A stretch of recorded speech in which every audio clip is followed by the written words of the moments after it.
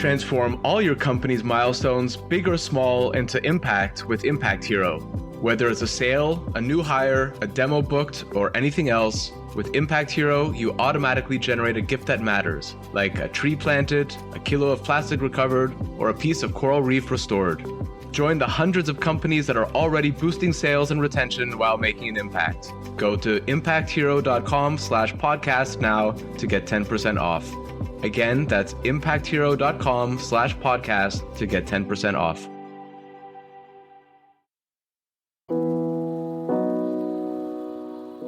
How customers similar to me are behaving. When are we charging our car? When do we power our heat pump? What's the electricity produced in our solar system? How do we act with the excess energy that we are having? And here, by relaxing some of the regulation, we could really spark the transition to an all-electrified distributed energy world much faster, but also it would help a lot of new business models in the startup world to become true and to actually happen, because a lot of those business models we are seeing rely on smart meters, but we do not have a smart meter rollout, and hence they're just little sandbox projects that most likely will not work. And to me, this is the single biggest problem we need to resolve. Welcome to another ClimateTech podcast, interviews with the people trying to save us from ourselves. Felix Krause is managing partner at Vireo Ventures. Their thesis is that everything will be electrified, and so have a laser-sharp investment focus on, you guessed it, electrification. Researching this episode, I found myself nodding in agreement with so much about what Felix has written and said about the grid, distributed energy, Europe, geopolitics, and more, so I was really happy when I got to hit record on this one. I reached Felix in Berlin. I'm Ryan Grant Little. Thanks for being here. Felix, welcome to the podcast. Thank you for having me. You are the managing partner of Vireo Ventures in Berlin. Talk a little bit about what Vireo does, how it fits with the ClimateTech VC ecosystem, and maybe actually where the name comes from too. Very good question. So we started as, what we do is we invest in an all electrified world. So we believe that ultimately everything will be powered by renewables. And because renewables have the lowest operational costs, that everything will be electrified, either directly or indirectly via hydrogen, green methanol, or so forth. And we see that the connection between the different sectors that will use electricity to power it needs to be adapted or needs to be managed intelligently. And therefore, we are investing in companies that allow for this sector coupling. So making the off-taking of energy the most efficient when free or very cheap electricity is available, and maybe stopping charging a car when electricity is not available or only very expensive. We invest in European companies, European tech companies at a very early stage. So we love to be the first institutional investor, typically invest pre-seed and seed with an initial ticket size of 500 to 1 million euros. The name actually came, and I like that question. We were looking for something that includes green, but doesn't sound like too green. And then we found that Vireo is actually the name of a color of green or shade of green and a bird. And hence we thought it's the perfect combination for a VC fund. Also, you said clean tech. We don't regard ourselves as a pure clean tech fund. We see ourselves more as a specialized fund, as we see that in this whole clean tech scheme, electrification will have the single biggest impact on CO2 savings, because the energy consumption and production is responsible for over 70% of all CO2 emissions. And hence, focusing on electricity has the single biggest impact on avoiding CO2 emissions. And at the same time, we believe it's the biggest investment opportunity that we see in our lifetime. I love that thesis and also that focus, because I think, it's totally clear and it makes a lot of sense. I agree with you that electrification, everything will be electrified. It just makes sense also economically. And then I look at myself as an investor, I'm invested in 35 companies as an angel, and they're all over the place in terms of Impressive. well, maybe, but impressive is maybe one word for it. But, all over the place, from alternative proteins to electrification and everything in between. And it becomes very hard to all of these things, like, as you say, like ClimateTech or clean tech. It's a very broad term. It encompasses so many segments, so many different industries. And so it becomes very hard to know all the things you need to know to make the right bets within that. And so if you're focusing purely on thesis like electrification and, as you say, like the sector coupling, that becomes very clear. And you've mentioned this term already, so sector coupling, and I think what it refers to is like bringing energy, mobility, heating, cooling, all of this stuff together. Can you talk a little bit about what the opportunities are there for integration and maybe some of the types of companies that are working on that? I can do so, yes. So traditionally, each of these sectors was operating in a silo. So you had the energy producers, they were producing energy or electricity and were just feeding it into the grid, and no one cared who is actually off taking that electricity. Of course, you had like big industrial complexes that had a direct link to the producer of electricity, but for the rest, they really didn't care. Same for the heating sector. Heating was mainly powered by oil and gas, and hence they didn't care about electricity prices. And if you were using an oil heating, you bought your oil once a year. Gas, you signed up a contract with a running time of 1 or 2 years with a fixed pricing. So it didn't really matter to you to act efficiently for the distributor of your source of energy. Now, with this interconnection between all the different sectors, it makes a lot of sense, and it is extremely important that all these sectors, so mobility, heating, cooling, but also production, communicate with each other. Because if you do not know if there are off-takers available for your electricity, you do have a problem on the grid. Same if suddenly all the off-takers start working, but you do not have enough electricity or just very expensive electricity, it doesn't make sense. So sector coupling basically means interconnecting these sectors, so electric mobility, not only EVs like private cars, but also buses and road transportation, together with heating and cooling of buildings, which will be electrified as well. And we're already seeing this in the heat pump, but also AC market that is picking up also here in Europe. And if I can only switch the consumption of a heat pump or the production of heat of a heat pump by like an hour or two, I might have significant impacts on the grid, but also allow the off-taker to have significant savings, especially if I'm using variable electricity tariffs that are now rolled out throughout Europe. I used to look at this topic like load balancing back when I was in renewable energy in between 2006 and 2010. And obviously we didn't have the same kind of computing power then that we have now. And I'm a bit, just away from it right now, but I can imagine that the optimization that comes from AI to do specifically things like load balancing and the efficiencies that can be captured there are insane.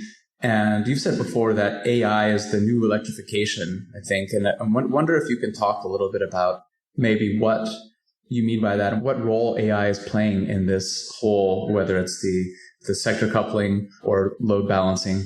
So it's like you said, 10 years ago, we were struggling with the amount of data that was produced to actually manage load balancing efficiently. There were initial companies doing great jobs, but for proper load balancing, there's so many variables that you need to look at that no human can do that by themselves. And now we're living in this changing and amazing world of AI, and AI for the first time really allows to gather all that data that is available, enrich it, learn about it, and then make projections what will happen within split seconds. And therefore, this load balancing that we all envisioned 10, 20 years ago is now finally possible. Because now I can use the data available for what is going to be produced, including weather data, maybe also taking into account local little clouds, wind shifts. I can include all that data. And at the same time, I get data about factories, like when exactly will they run the next shift? Like maybe they've adapted a little bit and the shift will start only 5 minutes later. Already that has a huge impact. And if I gather all that data, not just from 2 sources, but from millions of sources, I am suddenly empowered to shift the load accordingly. And now into our equation, take into batteries. And we're seeing this huge evolvement of batteries becoming available and especially cheaper. All these large scale batteries being built. I couldn't manage those batteries if I would not have, I mean, of course I could manage it, but I couldn't manage it to its full extent or capabilities if I wasn't using AI to incorporate also the prices on the energy exchange, like including all these different variables. Using AI is just amazing because it really allows us to offer a fully balanced grid. Yeah, so it feels like before the problems were, as you mentioned, information overload and storage, right? And we've largely solved this through AI and through cheap batteries. And so this makes also things like distributed energy much more feasible. And I know that's a topic that's very important to you. Can you talk a little bit about your views on what it means to move away from a centralized fossil fuel system to decentralized renewable ones, and maybe what's enabling this right now and what's standing in the way aside from just like general human inertia? Yes, inertia is a big problem. But we're seeing that energy systems are changing. Traditionally, energy systems were centered around one big production, nuclear, coal, gas power plant, and everything was then distributed one way into the grid. The operating model involved relatively okay capex and high opex because I needed to burn something. Renewable energy is completely shifting the game. Renewable energy systems can be located more or less anywhere as long as I have some form of grid connection, but also renewable energy seen on a price per kilowatt hour produced has extremely high capex, so initial cost of building the system, but virtually zero opex, because once the solar system is installed, maybe I need to invest in a little bit of cleaning and some insurance, but the system runs. Same with wind. Yes, I need some maintenance and things can break, but compared to all traditional forms of energy production, they just run smoothly. And therefore, these new forms of energy can produce the electricity at virtually zero marginal costs. Yes, there are some costs involved, and we will not get to a complete zero marginal cost model, but it's getting very close. And that's the power of the distributed renewable energy system. We're producing the electron itself virtually for free. Now, I need to transport that electron to where the off-takers are. And you were speaking also about the inertia that a lot of people have about renewable systems. Yes, the wind doesn't always blow and the sun doesn't always shine. This is a problem. And especially in Germany, we found this word Dunkelflaute. So meaning that there's no sun available and we are facing a blackout. Difficult because the world has moved. We are connecting the grids within Europe. That means that if we are not producing enough electricity in Germany, for example, we can procure electricity from Scandinavia, from France, but also from Switzerland and Austria. So all these systems are interconnected, or when the French nuclear fleet, maybe in summer, is not able to operate to its full capacity, we can provide them with renewable energy. Plus, as you said, we now have batteries available. And we do not only have batteries that are short duration, so that can store electricity for a couple of hours, maybe one night, but we're also seeing systems being built that can store electricity for much longer duration. We still need to find a price model, how we pay a price premium for someone to store energy or electricity for a couple of weeks, maybe even months. But I'm pretty sure we will get there because the production costs of that electron are so cheap. And at the same time, the cost of operating, especially nuclear, are so high, but also operating gas, as we've seen with the Ukrainian war, where Russia invaded the Ukraine and suddenly gas prices spiked. Renewable energies allow us to operate independently because once the systems are operating in Europe, even though they might be produced in China, they're operating in Europe and they're producing the electricity locally and do not need anything from outside. Totally. And in my experience working with policymakers or people who aren't necessarily interested in the climate side of things when it comes to renewable energy, you can always make the case for energy security.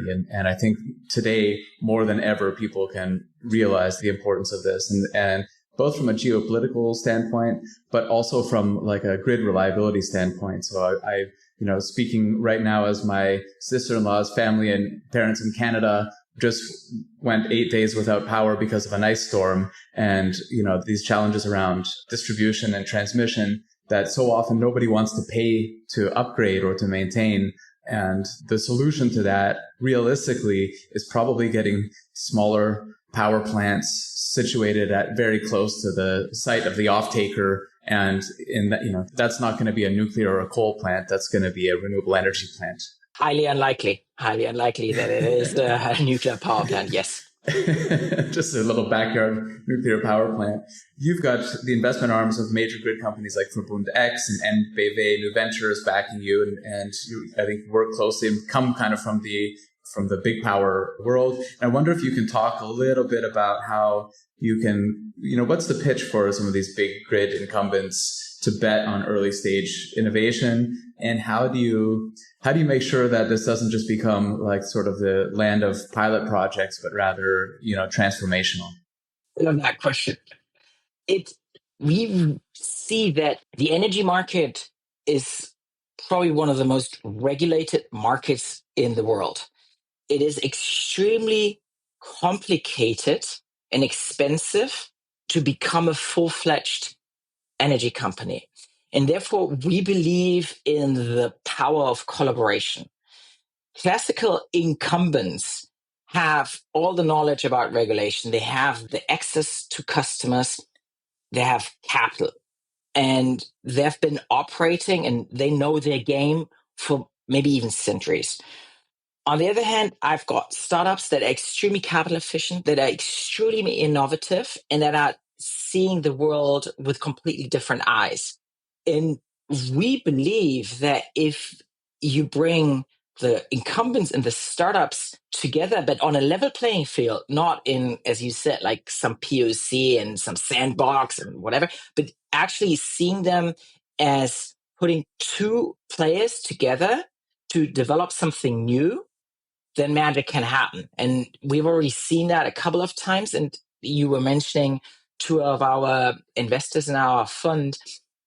We are working with their innovation units and also have a clear understanding that we do not want to see all these companies as like caught in the POC loop, but that they are looking for actual innovations to push into the organization. And we're not only doing that for those companies, we're doing that for a lot of others as well. As we really believe, like, avoid the POC loop. Yes, start with the POC, be happy, but be extremely careful or extremely suspicious if there's only a POC and there's no senior management involved and there's no clear follow-on guidelines. So to all the startups listening, if you are signing a POC with a big incumbent, congratulations, but make sure that there are already next steps. When do you leave the POC stage? What are the goals? What are the benchmarks? What are the budgets? If you do not have that, don't sign a POC. I love that. That's really good advice. And also with the senior leadership involvement, because you need a sponsor up at the top levels in order for the thing to see light of day. Otherwise, it becomes this someone's little hobby project and rarely goes past that. And you will always find that. You will always find these hobby projects in any incumbent. You mentioned regulation there, but in the context of grids and utilities, you've talked about this as well, though, regulation from like an EU standpoint. You've spoken about this in the context of foundational AI and in the context of different things. And I wonder, you're largely at an EU-focused fund. How do you think regulations are supporting or standing in the way of the work that you're trying to do? First of all, we all need regulation because otherwise we would have anarchy. So to a certain extent, bureaucracy and regulation are good. However, I think that the EU is sometimes pushing regulation a little bit too much, and that it is hindering real innovation to happen. We need data security. I fully agree. We need also some regulation on AI, but quite often the EU is setting the rules, especially for startups that do not have big law firms supporting them or consultancies, too strictly. And I'm a great fan of the EU.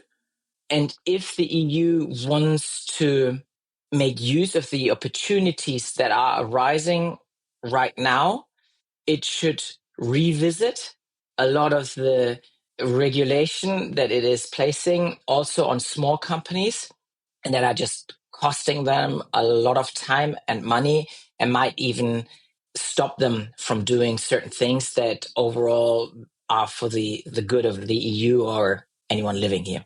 One term that you've mentioned as well that I really like is you said that AI is making the energy system legible. And I think that's a really, really great way to put it. I mean, so it's been a pleasure researching this episode and finding, some of the different interviews you said and these little nuggets of information and terms that I think are great. And I like, that's a fantastic term and really helps to kind of think about how to think about the energy system. And I wonder if you could just talk a little bit about what's not yet legible in the energy ecosystem that we need to urgently decode or decrypt.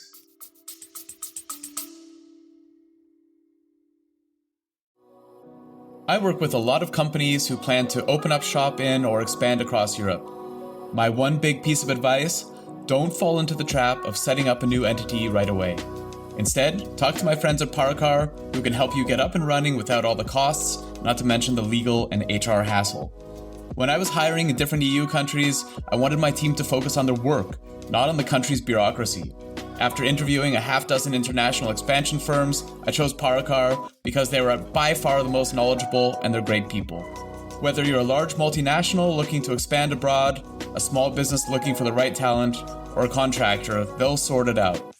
Book a free, no-obligation consultation right now at paracar.eu/climate. That's PARAKAR.eu/climate.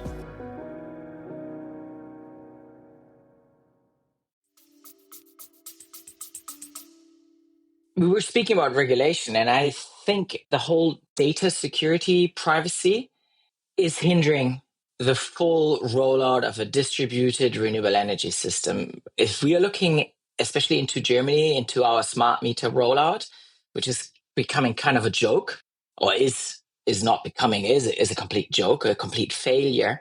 We do have a misunderstanding about smart meters. Everyone is worried that the utility company could extract data when you're waking up, when you are at home, and like use that for kind of, I don't know, fraud or whatever. However, unless the utility company has access on a 50-minute level or even at shorter intervals, a whole distributed energy system is not possible because I need to understand what my customers are doing. And I highly doubt that the utility is interested in an individual person to see what is happening in my household and make me individualized offers, but they would like to understand what's happening in our street, what's happening with how customers similar to me are behaving. When are we charging our car? When do we power our heat pump? What's the electricity produced in our solar system? How do we act with the excess energy that we are having? And here, by relaxing some of the regulation, we could really spark the transition to an all electrified distributed energy world much faster. But also, it would help a lot of new business models in the startup world to become true and to actually happen, because a lot of those business models we are seeing rely on smart meters, but we do not have a smart meter rollout. And hence, they're just little sandbox projects that most likely will not work. And to me, this is the single biggest problem we need to resolve. That's fascinating. I mean, the more efficient you can run an energy grid, the more information you need about the profile of energy usage. And that has implications about when people are at home, their transit patterns, their mobility patterns, things like that. And it does have privacy implications. What about the sort of corollary of security? Because before we hit record, we were talking about this briefly as well, and some of the challenges that could also be introduced to a distributed energy system that relies maybe more on things as basic as Wi-Fi in a way that, there are old school industrial size energy or power plants don't necessarily. What are your thoughts on security? It's a topic that has been completely neglected by most players in the distributed world. In a classic energy system where you have big power plants and one grid operator, security was extremely important, and RWE actually built their Leitwarte on NATO security standards. So making sure that your control rooms are compliant with NATO standards. Each individual nuclear power plant, gas power plant, and also coal power plant was under constant attack by people that wanted to just look around or maybe stop production or whatever.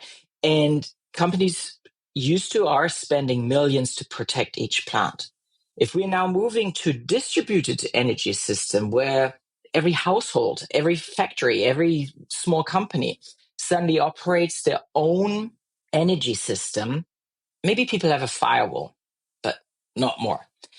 And hence, it might be extremely easy for a ransom player or state to take hold of all these small distributed assets that are all connected to the cloud, are all relatively unsecured, and in an ideal scenario only ask for a ransom. In a worst case scenario, can cause blackouts. And I know that a lot of companies are working on solutions to protect us, but I see right now the willingness to actually pay for security of these distributed assets is fairly low. And speaking again of regulation, I think that we will need regulation in this part that actually forces operators to have at least a basic cybersecurity or antivirus program running to protect their distributed energy system. I'm sure with a little bit of imaginative riffing, the two of us could come up with more worst case scenarios than just blackouts for those, but indeed something to be avoided. And you mentioned that this is something that's very much being neglected. Two other things that you've talked about as being underhyped, which is maybe a form of neglect: agrivoltaics and bi-directional EV charging. What's your hot take on these, and why do you think we're not paying enough attention to them? Agrivoltaics is the combination of PV systems together with a classic agriculture. So combining either on the sides or on top, adding PV panels. And we are seeing in France and Germany, but also other countries, not only protests against wind projects, but also now against solar projects, where people see that building a solar system on something that could be used for growing crops is taking away valuable land. Most of those crops are used for energy production, so they're not really taken away. But nevertheless, it's an emotional topic. And agrivoltaics allows to combine those two. And especially if you're looking at producing fruit and berries, you need to, with climate change happening and less water or less rain, less humidity and more sun, you need to shade your valuable fruits. You can either do that via plastic and the classic way, or you add PV panels on top of those fruits and allow those fruits to be shaded, and at the same time you produce electricity. It comes with a lot of risks because the tractors still need to pass through. You do have a lot of more dusting. Nevertheless, I see this as a huge potential to resolve the conflicts that we are seeing and combine the best of two worlds. And bidirectional EV charging allows that the car cannot only be charged one way, but that the car can feed its stored electricity back to the grid, standard normal grid, or to my household. And we are seeing that the batteries in cars are reaching levels that are triple, quadruple the size of standard household batteries. Hence, we can tap into a potential by stabilizing the grid using those car batteries. However, here regulation is also extremely slow, and there's a conflict of interest between the OEMs, so the car manufacturers, and the grid operators. Who actually makes money on this? Is it the one who put the car into place? Is it the owner of the car, or is it the grid operator? And that fight has not been fought out yet. I, however, believe that in a couple of years, bidirectional charging will just be a standard term, and no one will buy a car or a charger that is not bidirectional charging ready. And we will also see that we can reduce the cost of owning an EV significantly by bidirectional charging. And we're already seeing things like the collaboration between Renault and the Mobility House in France, where you can more or less own an EV and operate it free of charge by just allowing bidirectional charging and helping the car to stabilize the grid as long as you plug it in all the time when you're not driving. I'm aware of a similar play on computing power and a company that I'm looking at right now using the same with the sort of, as these EVs basically have supercomputers sitting in them with like idle computing power 23 hours a day, and finding ways to basically bidirectionally use that computing power for to train LLMs and with a similar kind of thing. So all kinds of interesting things happening with EVs right now as they become, more than just mobility solutions, but they become these like power plants or like little intelligence factories as well at the same time. So it sounds like you're excited about these things, about both agrivoltaics and bidirectional EV charging. Is there anything else that you're like, if you were to look at the year ahead, is there anything else that when a deal comes across your desk, is there anything that sparks your interest or that, particularly gets you excited?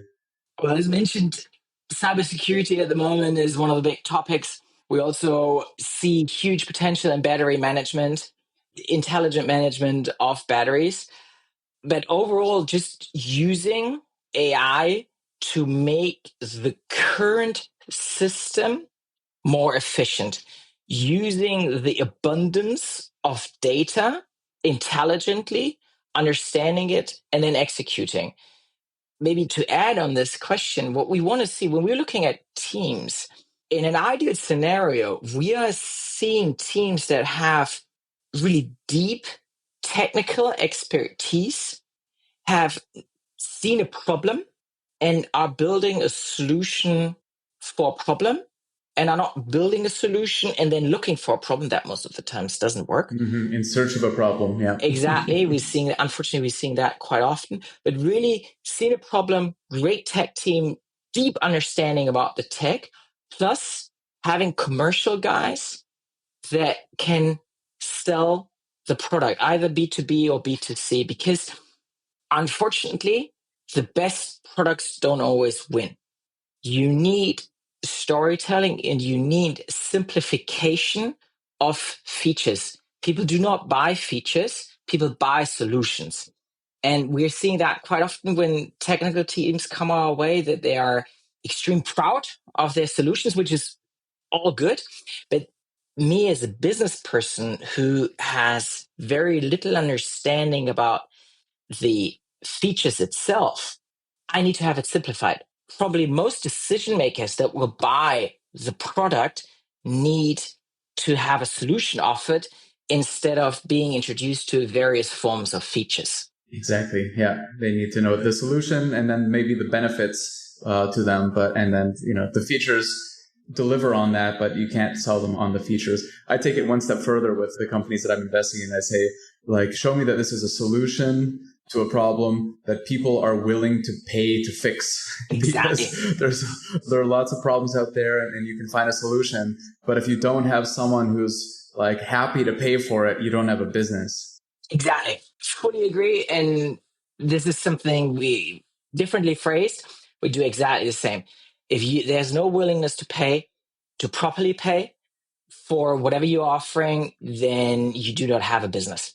So Felix, you're closing the fund right now, and I think in the next few months you're closing. What are the different ways that people can get involved in Vireo's mission? Are you hiring? I think founders who are listening, is pretty clear what kind of founders should approach you. What can people do and where can they find you?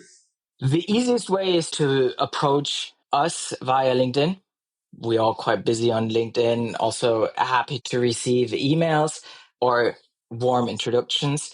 When we are looking for networking partners that help us to accomplish our missions. And as you said, primarily great, ambitious founders that really want to make this all electrified world happen, that see the multi-billion business opportunity, and that are actually striving to becoming a relevant player in this market. Yeah, that makes a lot of sense. And as you're closing the fund, you're not allowed to say it, but I am. You're probably looking for new LPs to join as well. You don't have to comment on that, and we'll leave it there. Felix, thanks so much for joining the podcast. Right, it was a pure pleasure. Thank you so much. If you got something from this episode, please share it with a colleague or friend and rate it on Spotify, Apple, or wherever you listen. Word of mouth and reviews are how people find the podcast. I'll be back with another episode for you very soon. You can find the podcast on the web at climatetechpod.com. Thanks for listening.